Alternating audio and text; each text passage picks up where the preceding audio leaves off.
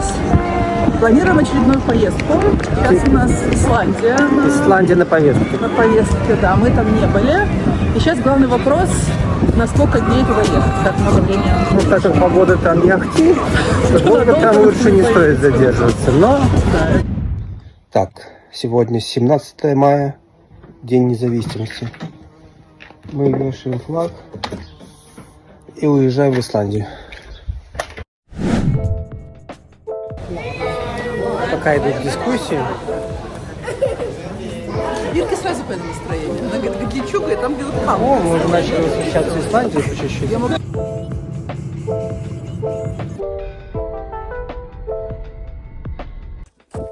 Холодный привет из Исландии. Практически как в Патагонии, только не так тепло. Но внешне очень похоже. Нам надо оплатить за парковку, оказывается. Не все так просто. Не все бесплатно в этой стране. Казалось бы. Столько пустого места. И у нас плиты кто помнит? Тектонически. Нет, такая евразийская, а вторая такая. Какой у нас тут разлом?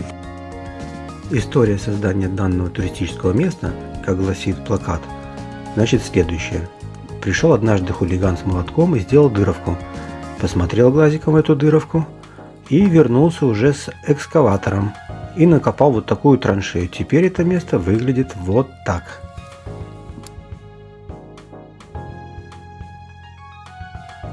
Всем привет! Всем привет! Итак, мы находимся в знаменитом месте Исландия. Соответственно, конечно, Исландия. Начнем с этого. Место называется Сифра. Это место находится между двух тектонических плит. Евразийская и североамериканская. Североамериканская. Вот мы можем наблюдать как раз с левой стороны у нас североамериканская, А ты почему решил? а справа евразийская. Она как-то так вот по ощущениям, да. А теперь мы двигаемся в то место, где пролом находится под озером. Туда обычно приезжают туристы, чтобы понырять и посмотреть это место под водой. Интересное, конечно, место, но сегодня холодновато, и я даже не уверен, стоит ли. Хотя, может быть, стоит. Посмотрим, нырнем или нет.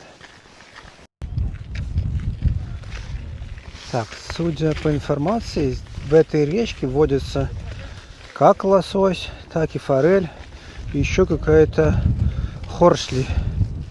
Непонятная причудливая рыба. Но с трудом верится.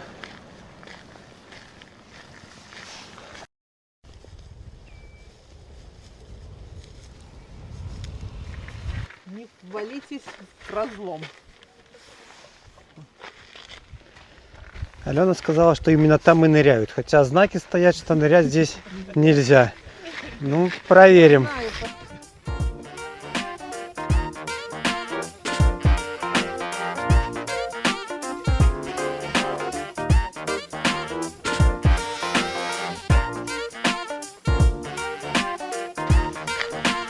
А вот это идут веселые ныряльщики, которые все-таки своими глазами увидели этот разрыв.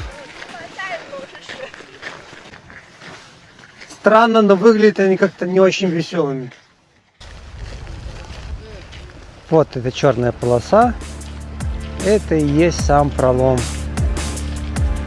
который уходит на многие-многие десятки метров вниз.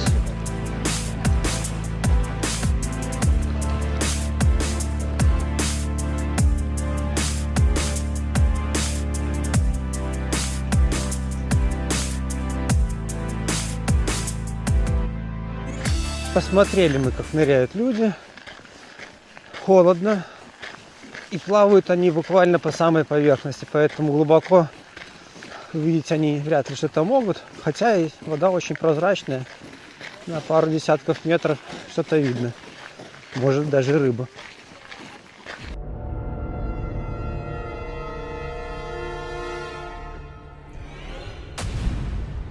В Исландии очень красивая природа, поэтому многие водители не могут держать фокус на дороге и съезжают с трассы.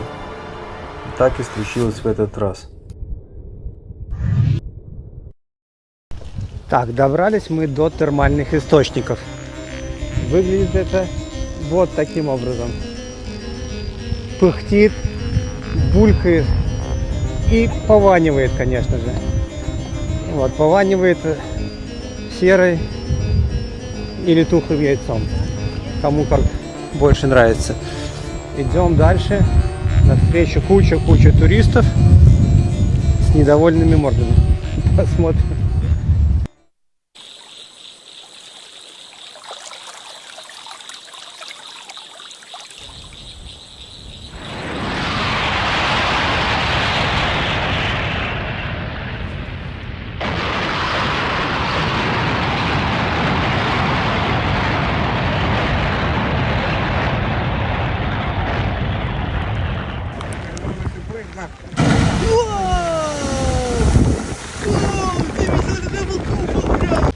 Табличка утверждает, что здесь вода 80-100 градусов.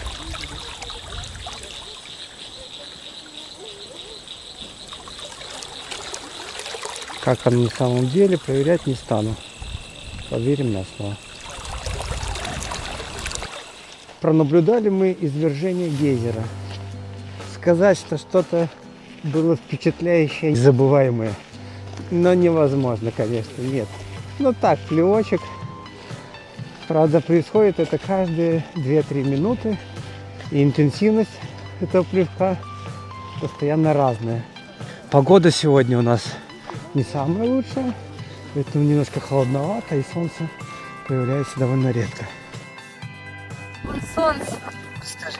А после термальных источников мы двинулись на водопад. Нас встретило солнце. Хорошая погода. Наконец-то дождались мы хорошей погоды в Исландии.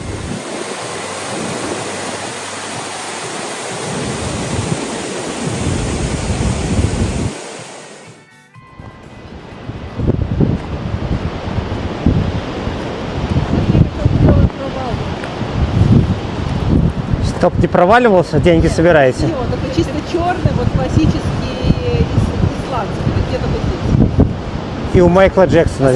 Такие здесь, только здесь и у Майкла Джексона. Смотрим.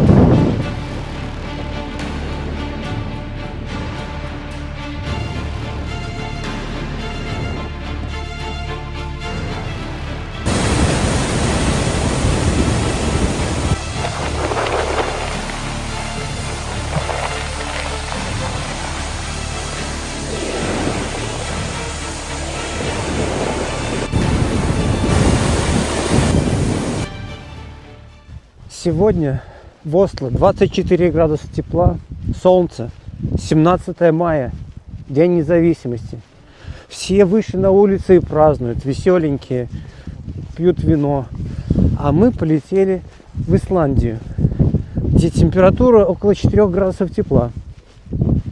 Ветер сильный, пронизывающий, холодный. Прямо вот ходим мы тут и маемся, смотрим водопады, гейзеры, конечно, красиво, но, блин, это же холодно.